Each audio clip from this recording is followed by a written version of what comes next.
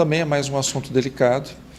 É um seminário que foi pensado para os dirigentes espíritas, para que os dirigentes espíritas pudessem ter conhecimento de muitos assuntos que normalmente dentro do espiritismo você não tem acesso, para que as pessoas pudessem conhecer principalmente as ideologias, os fundamentos ideológicos que acabam desembocando na prática do aborto. Porque se a gente não entender como você mexe na cabeça das pessoas, para você começar a divulgar que é natural uma mãe não se incomodar, um pai, um médico, não se incomodar de matar uma criança dentro do útero, se a gente não entender que isso começa na ideologia, na ideia, nós não vamos entender como é que essas práticas são aprovadas. Então, no nosso primeiro encontro, nós falamos organizações, fundações internacionais e aborto. Em resumo, existe o interesse pelo controle da natalidade. As pessoas estão se reproduzindo muito, vai faltar bens para essas pessoas. Nós temos que diminuir o nascimento, diminuindo os nascimentos, nós diminuímos a tensão que geram as guerras, geram as demandas, as disputas. Então, o aborto é uma ferramenta para se alcançar essa finalidade. Não é a única, mas é uma das ferramentas. Então, promove-se todo um estudo para que a mulher fosse emancipada e, se emancipando, ela servisse aos interesses desses grupos. Mais uma vez, o interesse nunca foi a saúde da mulher, nunca foi o direito da mulher, o interesse é diminuir a população. Então, aborto internacionais e organismos internacionais. No segundo dia, nós vimos a questão de um espectro do movimento feminista, porque o movimento feminista ele é muito rico nas suas abordagens, nos seus grupos. São grupos muito diferenciados. Aí nós vamos ter o movimento feminista e o aborto. Da mesma forma, de que momento as mulheres que defendem os seus direitos civis entendem que a defesa dos seus direitos civis passa por um combate ao próprio núcleo familiar. Porque se nós não entendermos que existe uma movimentação ideológica para você tirar a opressão da mulher, acabando com a família, e, portanto, o ferramenta é uma dessas formas de acabar com a opressão feminina, nós não entendemos como legaliza o aborto. E agora, no terceiro dia, a gente vai tentar entender um outro espectro disso, que é a questão da ideologia de gênero. Porque é natural, ideologia de gênero, nós estamos falando bastante do movimento LGBT e várias outras consoantes que vêm depois. Mas, para aí, pessoas que têm relacionamento homossexual não se reproduzem. Então, se elas não se reproduzem, elas não abortam. Por que que esse assunto faz parte do seminário de aborto? Mais uma vez, a questão da ideologia. Você fomenta uma ideia, para que você, fomentando essa ideia, você alcance um propósito. O aborto é só uma prática da fomentação dessa ideia. Vamos começar, né? E nesse seminário eu estou querendo sempre abrir uma reflexão com fatos. Então a gente mostrou nos 2 primeiros dias vídeos e hoje eu gostaria de começar também com um vídeo falando a respeito da ideologia de gênero. E particularmente como a ideologia de gênero tem repercutido nos países que já implementaram. A ideologia de gênero ela é colocada na Conferência de Pequim de 1997. Então, quer dizer, temos 20 anos aí. Nesses 20 anos, entre você lançar uma ideologia, ter seminários, simpósios, discutir, você ter um material, planos de Estado, vai lá. Então, começou a ser implementada há 10 anos, praticamente. A Europa se adiantou a isso. Vamos ver como isso tem repercutido lá na Europa.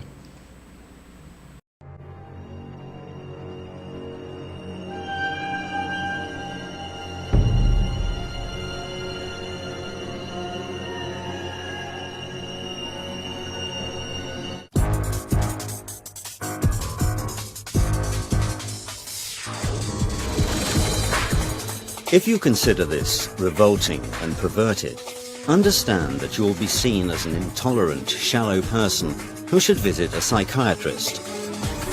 This is a usual playground slide. You don't believe it? Take a closer look. A boy of 5 is sliding down right there. This playground slide is in Norway, and it was put there in order to bring up children in a proper way, not to feel shy, but to be developed. Are you shocked? Well, if so, it means that you are backward and not able to appreciate how modern civilization has evolved. Not long ago, Europeans decided to civilize their citizens from the cradle in order to reduce the number of such stupid people.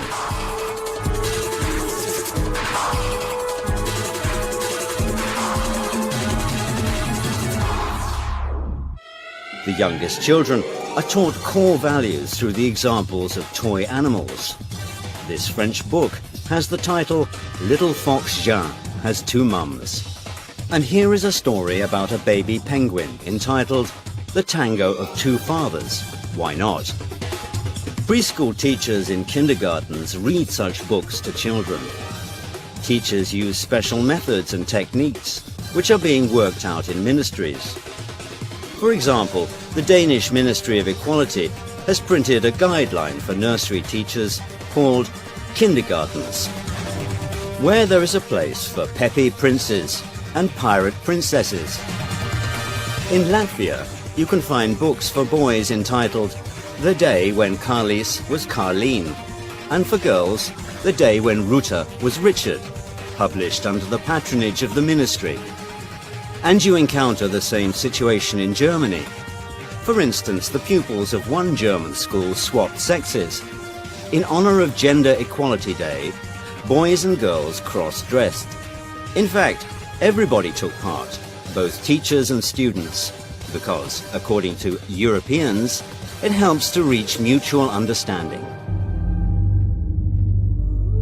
Schüler sich in der Schule, wo sie sehr lange in ihrer Jugend sind, nicht verstellen müssen, sondern sein können, wer sie sind.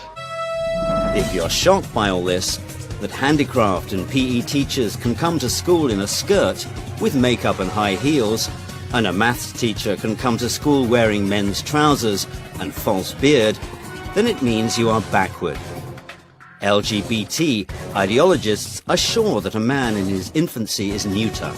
That's why he can later choose who he wants to be, he, she, or it. These cute boxes are not sold in sex shops, but are given out in kindergartens in Basel, Switzerland. Plastic boxes are made for children of 4 years and upward. A complete set is made up of queer dolls, special illustrated books, and toys imitating genitals. But that's not the worst. The most horrible thing is that nowadays kids are transformed and become some kind of neuter. A creature that doesn't know who it is, male or female.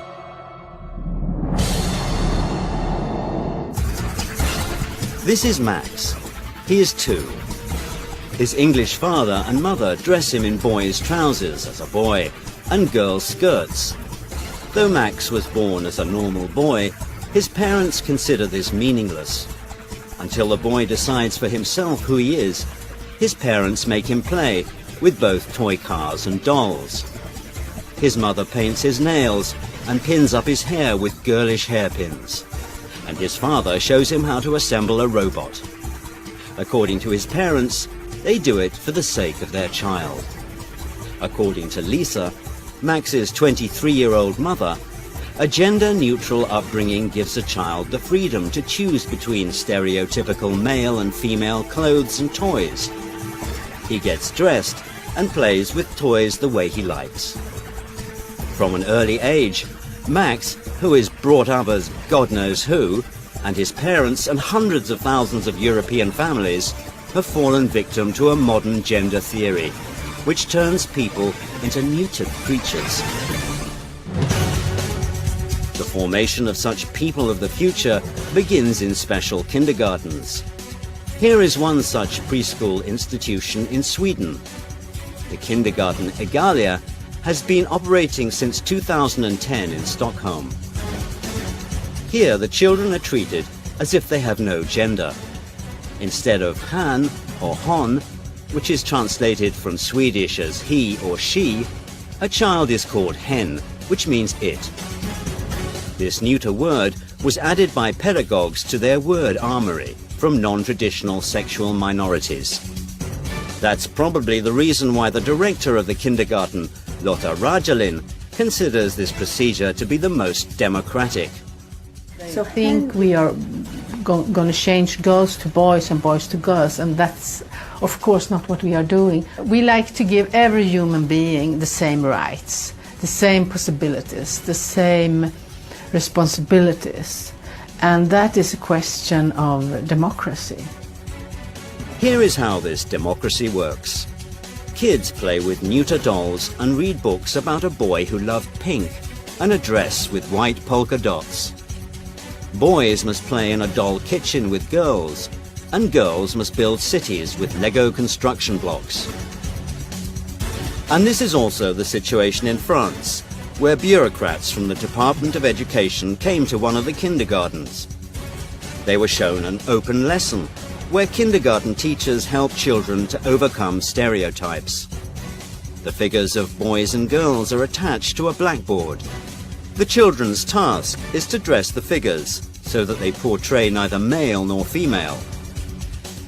Films about these new children are brought to the attention of teenagers at the age of 12 to 14. For example, this movie called Tomboy. This term signifies a girl who acts like a boy. And it tells the story of 10-year-old Laura, who understood that she's a boy. In addition, this girl falls in love with her female neighbor. This boy-girl story was lauded by critics, and it won the Berlinale 2011 prize. It's difficult to believe that this outrageous film about a girl who likes to be a boy is shown to pupils in France. Within the framework of the program School and Cinema, it was seen by 46,000 French pupils.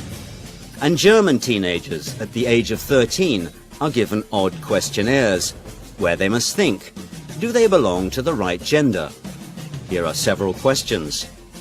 When and why did you decide to be heterosexual? Is heterosexuality only a phase which you'll overcome?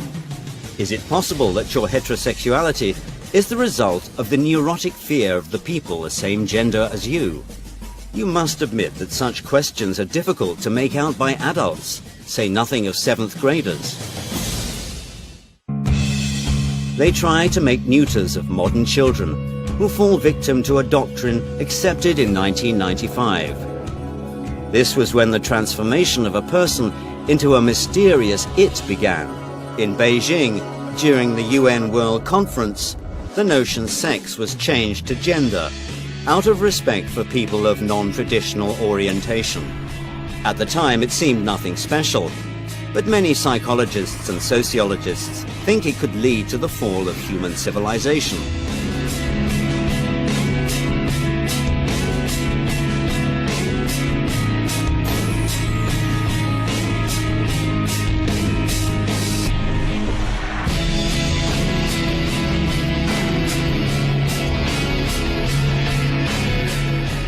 Against nature.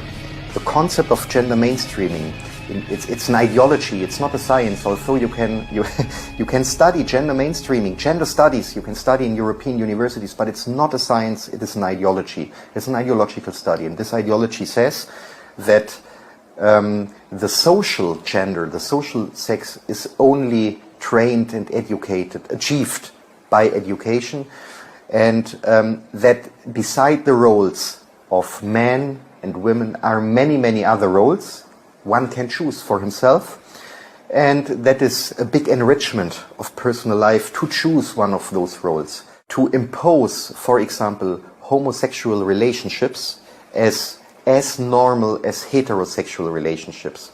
The ideology says that also heterosexual behavior is achieved, so we should keep for the children the gates open to choose the sexual identity.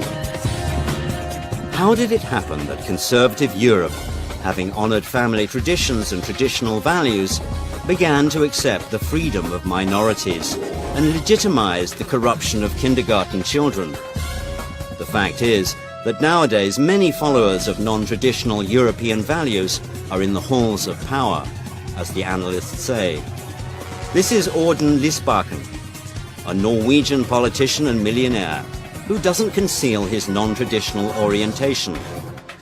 Not long ago, he headed the Ministry of Children and Family Development, and now he is the leader of one of the left parties in Norway. Having left his ministerial position, Lysbakken donated 13 million krones to promote a new program of non-traditional sexual education in Norway's kindergartens and schools. And this is Daniel Cohn-Bendit. He is the leader of the united faction of the Green Party in the Euro Parliament, a man who started his career as a kindergarten teacher in Frankfurt am Main, where he was accused of paedophilia and, moreover, a few decades ago, casually depicted shocking things on French TV. C'est quand même, il faut être honnête, sérieux, un petit gosse. Moi j'ai travaillé avec avant les tout petits, là, les tout petits c'est autre chose, mais avec des gosses qui avaient entre 4 et 6 ans. Vous savez, quand une petite fille de 5 ans et demi commence à vous déshabiller, c'est fantastique. Do you want your children to be neuter? Do you want them to read fairy tales about the love of 2 princesses? Or about a happy marriage between 2 bearded princes?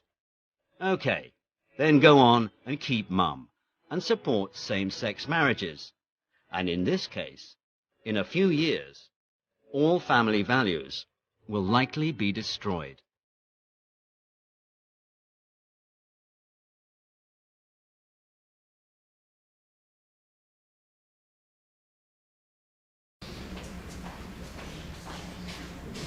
Talvez isso pareça algo fora do nosso contexto, mas isso já está acontecendo no Brasil.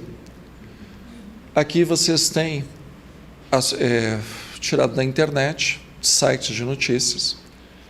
Nós temos a resolução número 12/15 do Conselho Nacional de Combate à Discriminação, Promoções de Direitos Lésbicas, gays, travestis e transexuais, dizendo que as escolas deveriam se adaptar aos banheiros, à questão de gênero, sendo que quando você não tiver um terceiro banheiro, a criança pode escolher o banheiro que ela achar mais interessante. Nós temos também, por exemplo, na Escola Dom Pedro II, que é interessante, né? O Colégio Dom Pedro II no Rio de Janeiro é o único colégio que tem referência na Constituição. E lá eles estão com um movimento muito forte pela questão de gênero, então não se chama mais de aluno ou aluna. Agora você chama de alunix ou alunex, porque cabe ao garoto ou à garota escolher o que ele é. E também nessa resolução você pode, o nome de batismo é João, mas se você quiser se chamar Joana, na lista de chamada vai ter que constar Joana. E nós estamos falando isso não são de pessoas adultas ou adolescentes já crescidos, nós estamos falando de criança, né? Ali o uniforme do Dom Pedro II, ele aboliu essa diferença entre o uniforme de meninos e meninas. E aí a comemoração foram os meninos indo de saia e as meninas de calça. Mas aí a gente dá um desconto, né? Porque moleque não é fácil não, tá? Deu oportunidade, faz bagunça mesmo. Essas coisas já estão sendo discutidas no Brasil.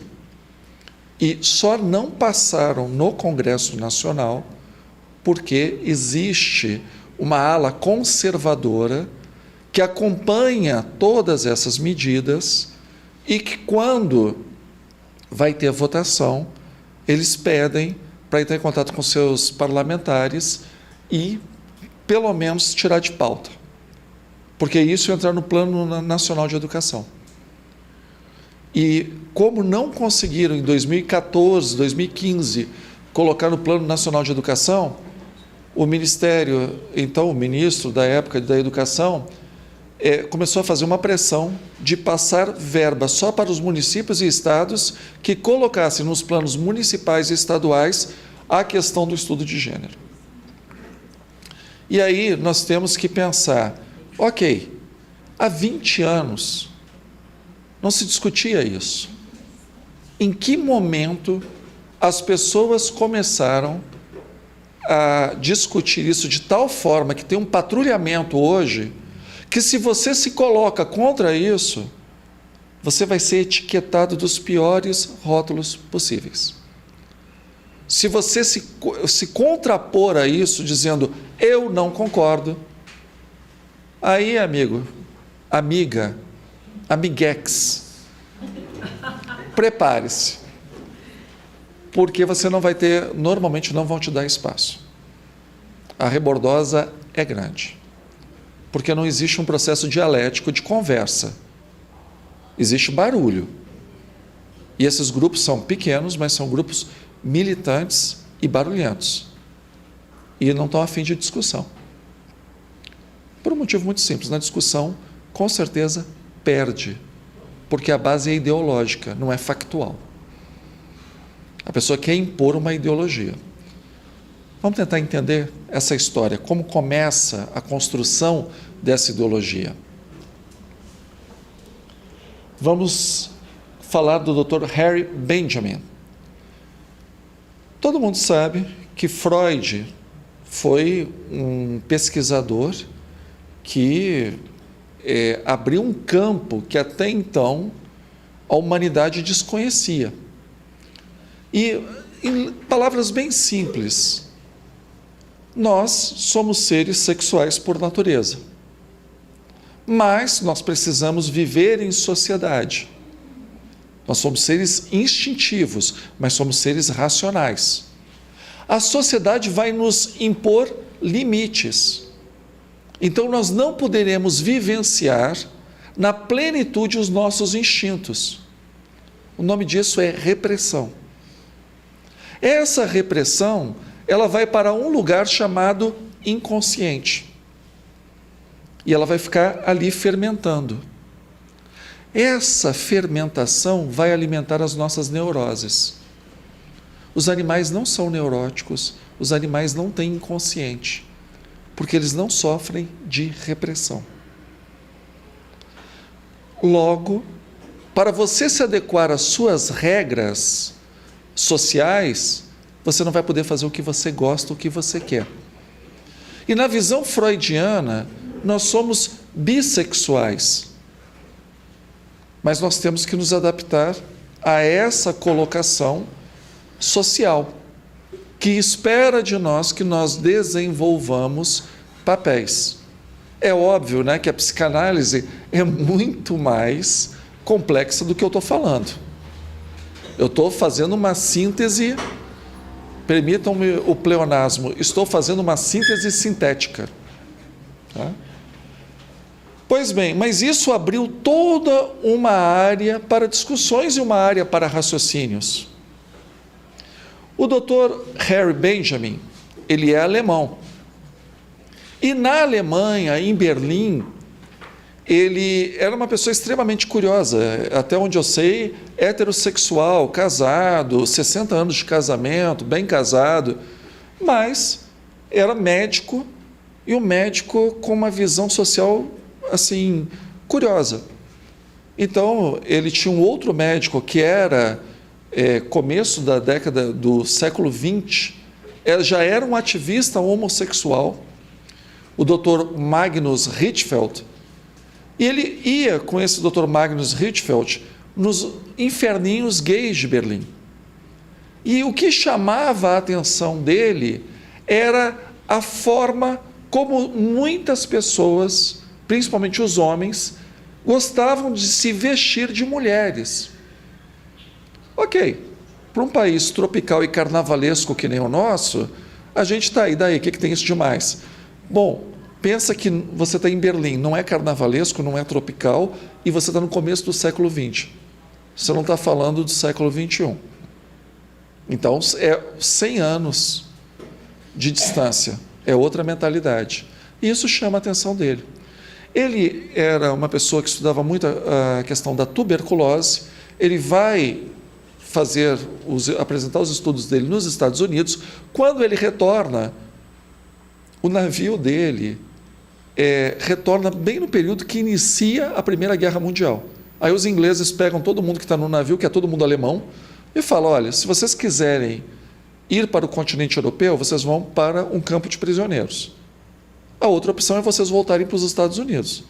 Adivinha o que o pessoal escolheu, né? Todo mundo pega o navio de volta e vai para os Estados Unidos.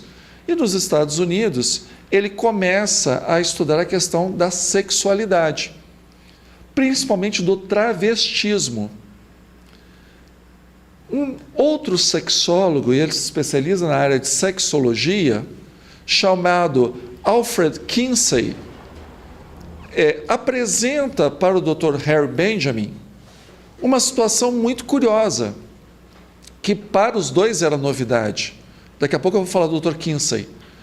A questão de uma criança que era um menino e que não se enxergava como menino, mas sim como menina.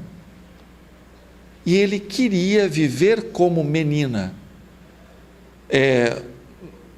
A mãe não tinha mais o marido, não se sabe qual a circunstância, e ao invés de tentar curar a criança, que seria o procedimento, mais uma vez, eu uso determinados termos, entendo, eu estou me colocando na época que as coisas estão acontecendo. Você falar de cura gay hoje, esse microfone não dura 1 minuto. Mas joga isso para a década de 40. Qual é o normal? Você tem um filho que quer ser uma menina, você vai levar, olha, e aí? Qual é a injeção que eu dou? Qual o tratamento que eu vou dar?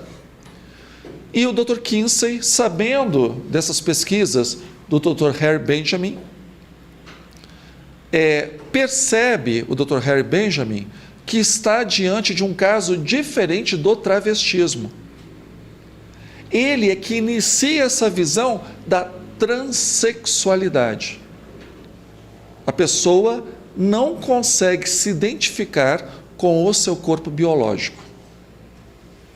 A partir daí, ele começa a se especializar ainda mais nas cirurgias, ele monta uma equipe, psiquiatras, psicólogos, assistentes sociais, cirurgiões, para que essas pessoas pudessem realizar esse desejo, particularmente os homens, de realizar esse desejo, se vendo enquanto mulheres, poderem fazer uma vaginoplastia para serem mulheres, começa a questão dos hormônios, a descoberta dos hormônios, a questão do estrógeno, e ele começa a fazer essa pesquisa. E o caso mais famoso dele é dessa senhora, que até então era um senhor. Ela, quando era um senhor, foi combatente na Segunda Guerra Mundial, retornou, trabalhou e não se sentia identificado com o corpo. Soube dessas pesquisas do Dr. Harry Benjamin, os Estados Unidos não poderia fazer esse tipo de cirurgia lá, era proibido. Na Dinamarca se fazia, mas a Dinamarca só fazia para os nacionais. Ele conseguiu uma autorização do ministro da Dinamarca para fazer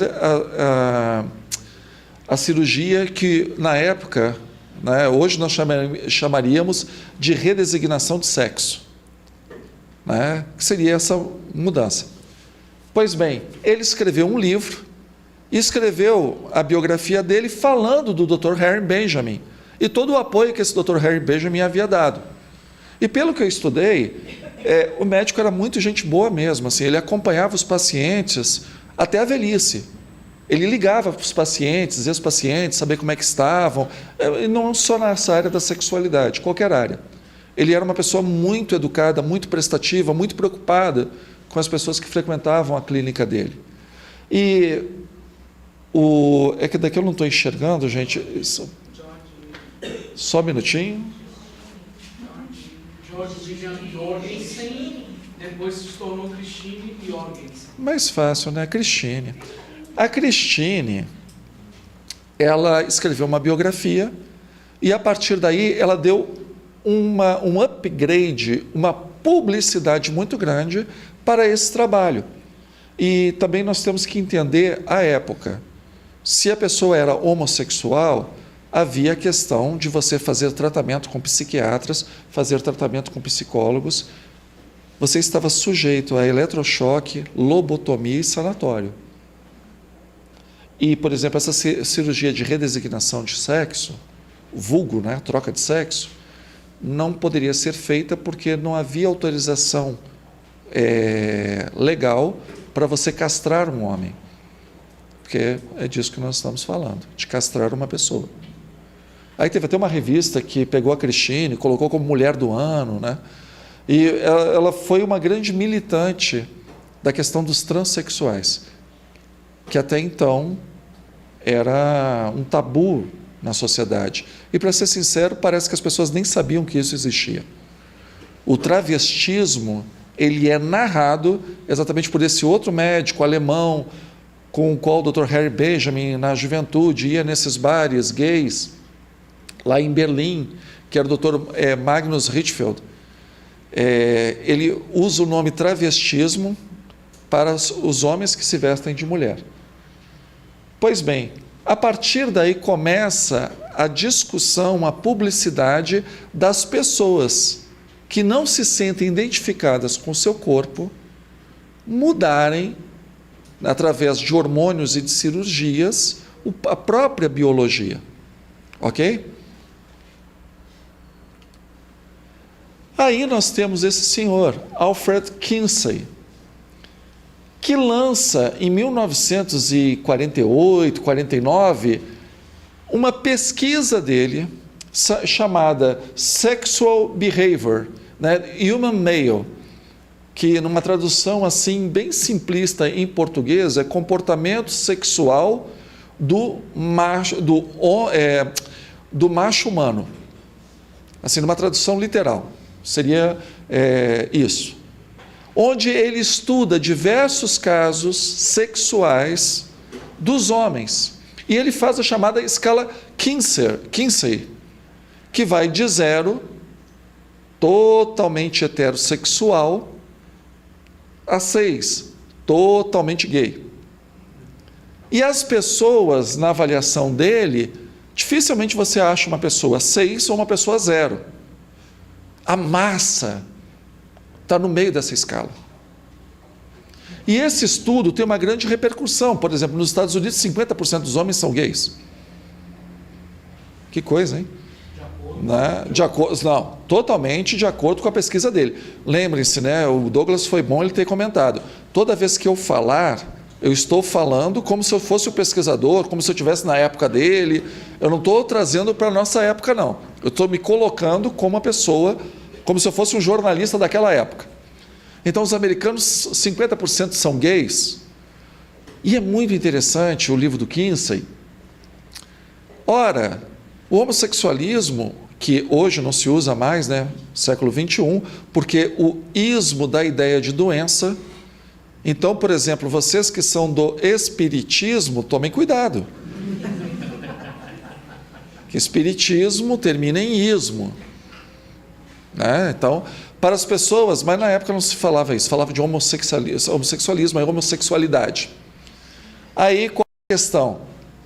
Que a homossexualidade é um comportamento natural, que existe homossexualidade no mundo animal, que a pedofilia é um comportamento natural como a necrofilia, porque se nós formos analisar espécies e a história humana, sempre houve isso na humanidade.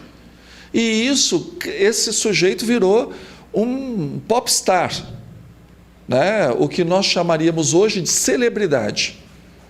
Se houvesse Facebook na época dele, ele era cheio de seguidores, muitas curtidas. Ele teve uma voz tão grande que, a partir desse relatório Kinsey, muitas legislações, não só dos Estados Unidos, como diversas partes do mundo, foram mudando. Agora, e aí vocês me permitam ser muito francos, porque não é uma aula espírita no sentido doutrinário, até porque a minha intenção é dar fundamentos para quem é espírita e não é espírita pensar o termo. Então, é que eu digo com toda tranquilidade, eu poderia falar o que eu vou falar em qualquer ambiente universitário, porque se trata de pesquisa. Então, me permitam dizer quem é o Sr. Kinsey. O Sr. Kinsey foi um grande biólogo, a especialidade dele foi pensar estudo de vespas e da reprodução dessas vespas. Ele fez uma coletânea enorme desses insetos. O Museu de História Natural americano tem a coleção dele, que são de milhares desses insetos. Ele vai para a área da sexologia, ele era filho de um pastor metodista, que era muito rígido com ele. Ele se casa, mas ele era homossexual. E ele combina com a sua esposa de terem um relacionamento aberto. Nesse relacionamento aberto, por exemplo, um aluno do Kinsey era amante dele e da esposa. E ele fazia questão de filmar a sua esposa com esse aluno. Chega num ponto que ele não consegue ter mais prazer com atividades normais. Então, ele começa a ter cada vez mais determinadas taras para sentir prazer, porque o sexo normal já não fazia. Então, uma das práticas dele, e me perdoem serem francos, mas a gente tem que entender da onde vem essa ideologia, essa mentalidade. Chega num ponto que ele começa a fazer cortes com canivete no próprio pênis, ou enfiar, por exemplo, escova de dente na uretra. Ele fazia orgias com os seus alunos, e os seus alunos eram pesquisadores, e esses pesquisadores, ele aconselhava que fizessem orgias com eles e com seus pesquisados. Muitas das vezes na casa dele, com ele mandando filmar. Ele importava material de pedofilia da Europa. Ele fala no relatório dele que uma criança de meses é capaz de ter orgasmo durante 24 horas. Aí depois se descobre que o relatório que ele usa para isso é o diário de um pedófilo que abusou de 800 crianças. Um pedófilo. E quem mandava filme de pedofilia para ele era um ex-nazista, que aí pega uma correspondência dele na Alemanha. Essa pessoa é que determinou os rumos da sexualidade no Ocidente. Tem até um filme muito interessante chamado Kinsey, Vamos Falar de Sexo, que assim, glamoriza. Glamoriza. Pais abusavam de seus filhos, relatavam e mandavam escrito para ele. Até hoje existe o Instituto Alfred Kinsey nos Estados Unidos. E esses documentários é uma pena, porque não tem legenda em português, são todos em inglês, falando da questão da pedofilia, que ele fala que pedofilia é natural. Não se espantem se daqui a 20, 30, 40 anos nós tivermos um projeto legislativo dizendo que a criança tem direito de escolher a sua própria sexualidade, por que não? Não é isso que nós estamos vendo hoje em relação a 20, 30 anos atrás, em relação a diversos assuntos? Vocês me perdoem a eloquência, mas eu acho que a gente tem que botar os problemas na proporção que eles se apresentam. E eu não vou ficar mascarando. Eu tenho, por mim, um compromisso com a verdade. Então vamos botar nome aos bois. Posteriormente, ele faz um mesmo relatório aí em relação das mulheres. E em relação aos homens que ele usou no relatório, olha que interessante. 50% dos homens são homossexuais. Sim, que interessante. Quando você vai fazer a sua pesquisa na rua com garotos de programa ou nas penitenciárias. Boa parte das mulheres que traíam seus maridos no relatório Kinsey, porque sim, as americanas na década de 50 traíam muito seus maridos, eram prostitutas entrevistadas. E elas nivelavam com as outras senhoras da década de 50. Então, os dados foram mascarados para que a sua sexualidade fosse aceita. Porque, afinal de contas, se tudo é bizarro, o meu comportamento é normal. Botar o pingo nos is. Se tudo é bizarro, o meu comportamento é normal. E as pessoas que defendem isso ainda têm a cara de pau de se chamarem progressistas. porque são a favor do progresso. Eu fico tão feliz nessa hora de ser conservador, porque eu não consigo entender isso como progresso. Mas não paramos aí, temos mais. Aí nós temos o Dr. John Money. E o Dr. John Money, ele começa a ver a questão de, veja, você não é homem ou mulher, você é uma página em branco. Na verdade, você tem um gênero. Eu, quando estudava português, gostava tanto, a única coisa que eu acertava em gramática era gênero, masculino ou feminino. Terminava com O era masculino, terminava com A era feminino, e naquela questão eu não errava. Não. O gênero é o papel que você se atribui, porque o menino não nasce menino, a menina não nasce menina, todo mundo nasce meninex. Até os 2 anos de idade você é meninex. Mas aí as pessoas querem te empurrar o azul, querem te empurrar o carrinho, querem empurrar a bola. Mais tarde, ou para o sexo oposto, ou o gênero oposto, querem te empurrar o rosa, a saia, o lacinho, e a partir dali as pessoas determinam que você é homem ou mulher. E os estudos dele, ele era um profundo admirador e, posso dizer, discípulo do Sr. Herr Benjamin, com os estudos sobre a transexualidade, e ele chega a essa conclusão, claro. Então, e ele trabalhava, a especialidade ele é neozelandês, psicólogo, mas ele faz carreira nos Estados Unidos, no Hospital John Hopkins, que é famoso exatamente pelas cirurgias de redesignação de redesignação genital até hoje. Então, o Dr. John Money, ele trabalha com pessoas que têm, principalmente hermafroditas, pessoas que nascem com as 2 genitálias. E daí, ele quase dá a entender que o hermafrodismo é a nossa natureza. Lembram quando eu comecei falando de Freud, da bissexualidade? Pois então, a sua mente, o seu corpo natural é ali. Pênis e vagina. Mas a sociedade te impõe o teu papel, macho ou fêmea. Mas até então, Dr. John Money, PhD, as pessoas respeitam a ideia dele, mas elementos. Como nós colocamos isso na prática? Aí nós tivemos aqueles meninos ali em cima, que é o Brian Heimer e o Brandon, né? Brian e Bruce.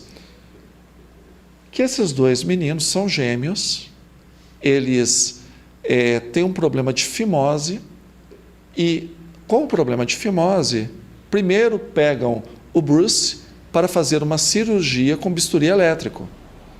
Imagina uma criancinha de 6 meses, você com bisturi elétrico.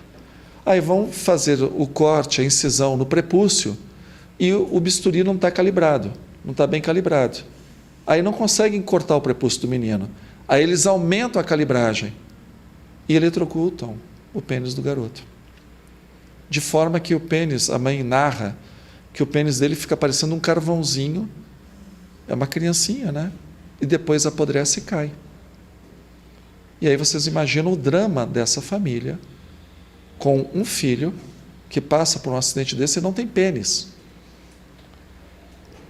Eles estão vendo televisão no Canadá e no programa de televisão aparece o Dr. John Money falando a respeito das suas teorias de gênero e mostra uma senhora muito bonita, uma mulher muito elegante, muito atraente, que tinha sido um homem, que fez a redesignação de sexo. E a mãe tem uma ideia.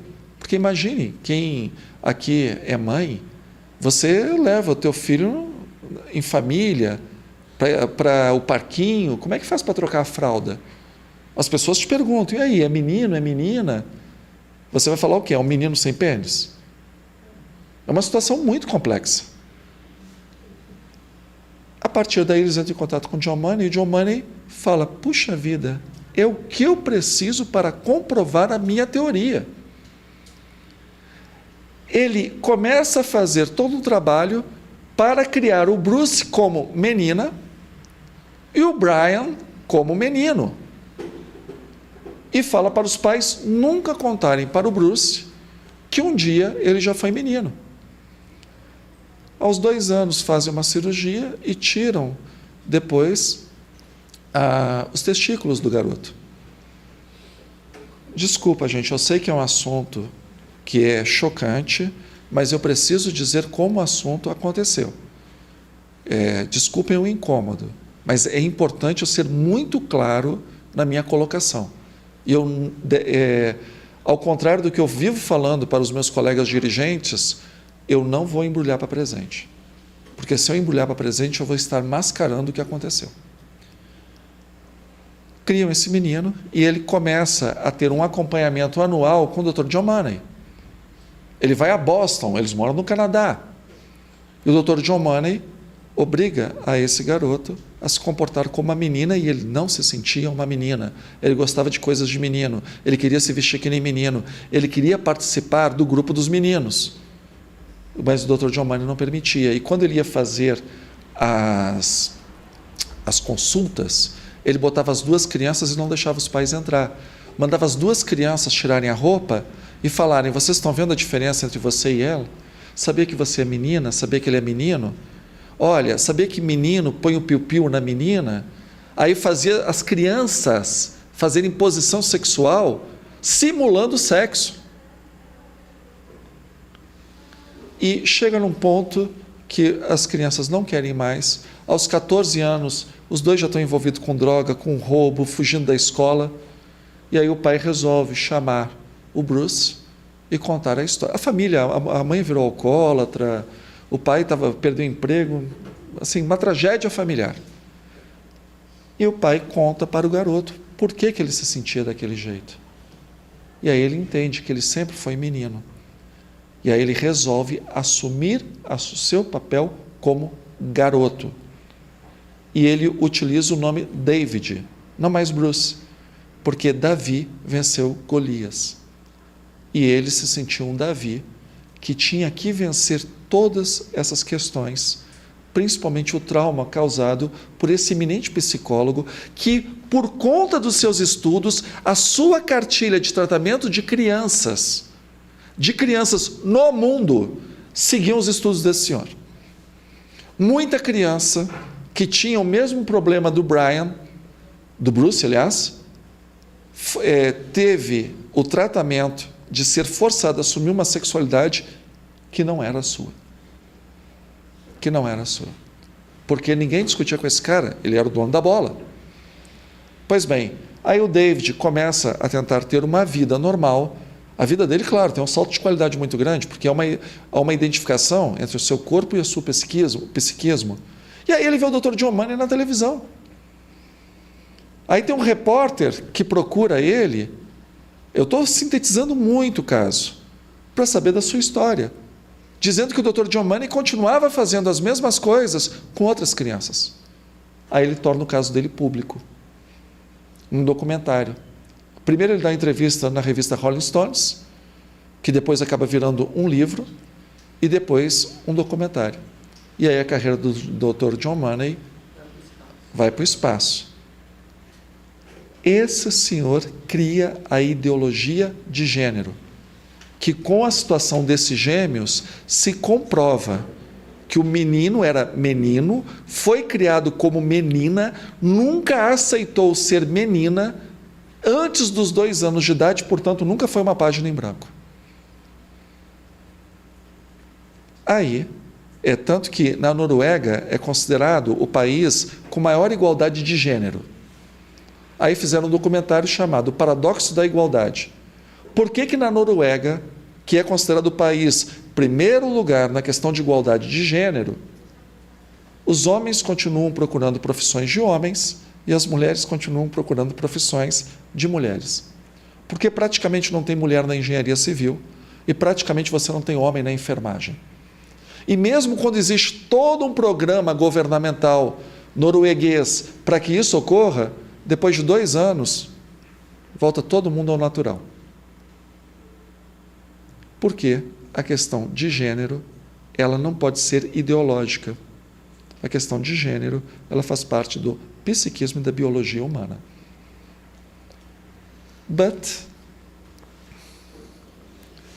Aí, nós ontem tocamos nela, a senhora Judith Butler, que, como eu disse, eu não posso poupar situações, é homossexual assumida, lésbica. Ela é herdeira da escola de Frankfurt, da teoria crítica de Horkheimer. Então, nada está bom. O mundo não presta, porque é um mundo burguês. Quem esteve aqui ontem viu falar, quando eu estava explicando sobre feminismo. Então, entendam que toda essa lógica, ela faz parte do movimento abortista. Porque você tem que desconstruir a pessoa para uma mãe matar o seu feto, o seu embrião no útero. Se você não desconstrói a cabeça de uma pessoa, a mentalidade dessa pessoa, uma mãe não mata o seu filho. A não ser uma psicopata. Ela tem que entender que matar uma criança no próprio ventre é natural. O médico que faz a promessa de manter a vida, de salvar a vida, para o médico entender que fazer sushi de uma criança é uma coisa normal, e como eu falei, hoje eu não vou embrulhar para presente. O procedimento abortivo é um procedimento que você tem que recortar a criança no útero, aspirá-la, e depois que você aspira, você tem que montar as partes numa mesa, para saber se não ficou nada dentro da mãe. Nenhum ser humano normal vai fazer isso. Normal, né? Aí as pessoas, o que é normal? Come tijolo para ver o que é normal. Você come tijolo? Não. Então, tem normalidade. Um ser humano normal não vai picotear uma criança e montar em cima de uma mesa. Você só vai fazer isso com o médico se você mudar a forma desse médico ver a questão da vida. Por isso que nós falamos aqui no primeiro dia, fundações internacionais, com a questão da reengenharia social. A questão do movimento feminista, e mais uma vez, o movimento feminista é muito plural. Eu estou falando da ideologia marxista feminista, que é a que imperou durante muito tempo no movimento feminista e ainda é substrato de todos os chamados coletivos. As meninas, via de regra, são militantes, mas nem sabem qual é o substrato da ideologia que as sustenta. E aí você tem a ideologia de gênero. A ideologia de gênero é desconstruir o papel de homem e mulher. Você é fluido. Existe uma heteronormatividade, uma norma que diz que você é homem e que você tem que agir como homem e se relacionar com uma mulher. Você é mulher, tem que agir como uma mulher e se relacionar com um homem. Isso é um construto social. Isso não existe. Mas não existe por quê? Porque é baseado na teoria do Sr. Money. É toda uma construção. E o livro dela é lançado em 90, em 92, se eu não me engano, 94, agora as datas eu não vou ser muito preciso, tem a Conferência do Cairo, onde eles inoculam na Conferência do Cairo a ideologia de gênero, para que, aí, 95, a Conferência de Pequim vire uma política para ser feita a respeito, uma política para ser feita no mundo a respeito da ideologia de gênero, para que nas escolas isso fosse imposto. Continuemos. E aí, quais são as reivindicações desse movimento? Que foi... Aí você pensa assim, ideologia de gênero é você respeitar a mulher, gênero masculino e feminino? Não. Ideologia de gênero é você dizer que não existe homem, não existe mulher, não existe gay, não existe... nada, tudo é fluido. Depois ainda veio a teoria queer, que diz que você deve transitar entre um gênero e outro, entre uma prática e outra. Meu amigo, minha amiga, meu amiquex, se você está no mundo, tudo que está no mundo está na natureza. Então, o que você fizer é natural. É isso que essas pessoas pregam. Como eu falei, hoje eu não vou embrulhar para presente e também não vou fazer questão de ser politicamente correto. Eu faço questão de colocar as coisas nuas. Não se trata de um problema sem fazer diagnóstico. Se você mascarar o diagnóstico, você mascara o problema, você não resolve. A gente está falando de pedofilia. A gente está falando de aborto. Para não falar de outras coisas que as pessoas hoje já absorvem como natural. E tudo começou. Quem pegou esse seminário desde o começo, viu que houve toda uma construção para nós olharmos para as coisas que estão acontecendo e acharmos, sim, por que não? Tudo é bonitinho, tudo é normal. Temos que acolher a todos. Temos que acolher a todos, contanto que a pessoa não queira passar pelo seu direito e respeitar a sua sexualidade. Aí a gente até conversa. Mas o que está havendo não é isso, o que está havendo é uma imposição. Então, qual é a pauta da ideologia de gênero?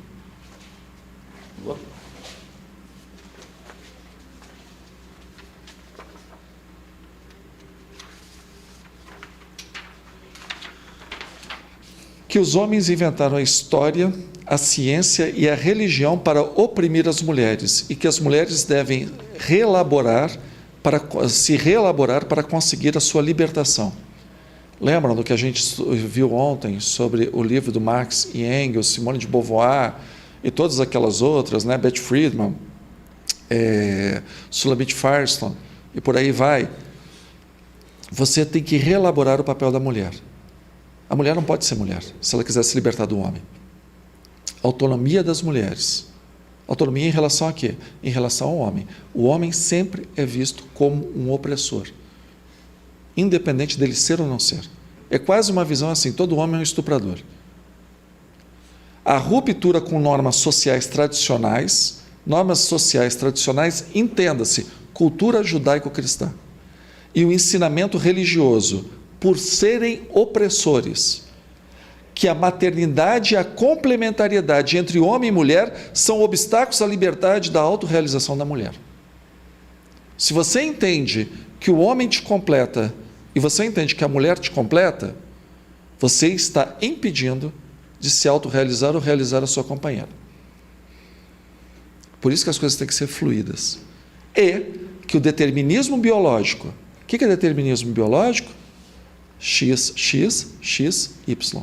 Que o determinismo biológico que predispôs o corpo da mulher à maternidade é uma razão de inferioridade da mulher e deve ser combatido. Então, se você não combate a maternidade, a amamentação, você está oprimindo a mulher, seu burguês heteronormativo. Estão entendendo o que isso tem a ver com aborto? Se você não pegar e for na raiz da mentalidade e você não mudar a lógica da criança como uma bênção da natureza, para não dizer uma bênção divina, mas eu não gostaria de levar o lado religioso para o nosso enfoque, porque, como eu disse, tem que ser uma lógica que converse até com quem não acredita em Deus, até com quem não acredita em religião. A criança é uma bênção na vida de um casal, na vida da natureza. Não, não pode ser. Andiamo. E aí são os livros que foram distribuídos nas nossas escolas para impor a ideologia de gênero. Então, por exemplo, as cartilhas para 9 e 10 anos, como você vê ali, desculpa, gente, tentar ler. Aparelho sexual e companhia, um guia inusitado para crianças descoladas. Aí a criança descolada enfia o dedo no desenho do menino para depois enfiar o dedo que sai do menino no desenho da menina, porque você é uma criança de 9, 10 anos descolada. Menino brinca de boneca, menino ama menino. E o livro das famílias, que você tem as mais diferentes configurações da família, porque é questão de gênero. Jefferson, você é contra a família de 2 homens, 2 mulheres? Não, não sou. Até porque eu acho que tem muita criança que precisa de adoção nesse país, seria uma hipocrisia a gente pegar e fazer isso. Mas a gente tem que entender da onde vem as coisas. Da onde vem as coisas. Você é contra o homossexual? De forma nenhuma. Tenho amigos e bons amigos, e amigos e amigas que são homossexuais. Mas eu não gostaria, honestamente, de ter um filho de 9, 10 anos botando o dedinho num papel para chegar no outro papel, e nem que a escola empurrasse goela abaixo no meu menino a aceitação dele com a questão da homossexualidade. Eu preferia eu tratar disso, porque eu sou o pai, quem educa sou eu. É um direito meu? Não. É um direito do Estado, porque você é burguês, a família é opressora, e se você fizer isso, você não vai estar contribuindo para a revolução do proletariado. Por isso que eu peguei ontem e citei bem a construção desse raciocínio. Então você precisa mexer na estrutura da família. E meus amigos, minhas amigas, meus aminex, não tem como você aprovar o aborto se você não desconstruir a família. Não tem como. Porque da tua biologia morrer pelo teu filhote. Você dá a vida para que os teus genes nos teus filhos sobrevivam. Isso é biológico. Você deixa de comer para dar comida para o teu filho. Isso é biológico. Não tem como você tirar isso de uma pessoa. Ela já nasce, é que nem passarinho que sabe fazer ninho, você já nasce preparado para dar a sua vida pelo seu filho. Se você está disposto a matar o seu filho, em qualquer fase da gestação, a gente vai ter que mexer profundamente na sua cabeça para que você ache isso normal. Então nós vamos ter que mexer na estrutura do seu papel como homem, por isso que nós vamos castrar a sua masculinidade, nós vamos mexer na estrutura do seu papel de mulher, por isso que nós vamos rever o seu papel de mulher, da sua feminilidade, e nós vamos fazer da criança um meninex. O menino não vai deixar de ser menino, gente. Se você der uma boneca para ele brincar, acredite, eu já fui menino. As minhas irmãs perderam muitas bonecas na minha mão, porque eu brincava de judô com as bonecas. Né? Ah, vai maquiar a boneca. Maquiava, ficava com a cara do palhaço Bozo. E isso, amigos meus que enforcavam boneca, que explodiam boneca, é isso que nós meninos fazemos. Dá uma boneca pra gente, que é isso que vai acontecer. Não, mas isso é... Vejam, você citou, ótimo, alguns. Por gentileza, não vamos pegar a exceção como regra. Quando nós tentamos empurrar o brinquedo de menina para forçar o menino a se efeminar, ou nós tentamos pegar uma menina e forçar, porque tem menina que, né, teco, teco, teco numa bola de gude, né, lembra dessa música da Gal Costa? Que subia em árvore e jogava bola. Normal, natural, isso não vai fazer também a menina uma pessoa masculinizada. Mas se você tentar forçar isso numa pessoa, sabe o que vai acontecer? Você vai transformar essa pessoa num idiota. Hoje eu não estou politicamente correto e não faço questão de ser.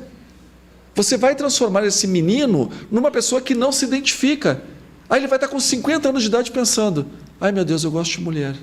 Será que é pecado? Você trocou a religião pelo Estado, pela lei. E mais uma vez, seguindo a teoria daquele pessoal das organizações internacionais, a educação dos seus filhos tem que ser tirada de você e passada para as instituições. Quanto mais cedo, melhor. Por isso que o casal Myrdal fez isso na Suécia, dizendo, antes da criança fazer 1 ano de idade, ela já tem que ir para uma creche, para você não incutir os seus valores burgueses na criança. Se você não incute valores numa criança, quando você ficar velho, qual é o vínculo que ela vai ter com você?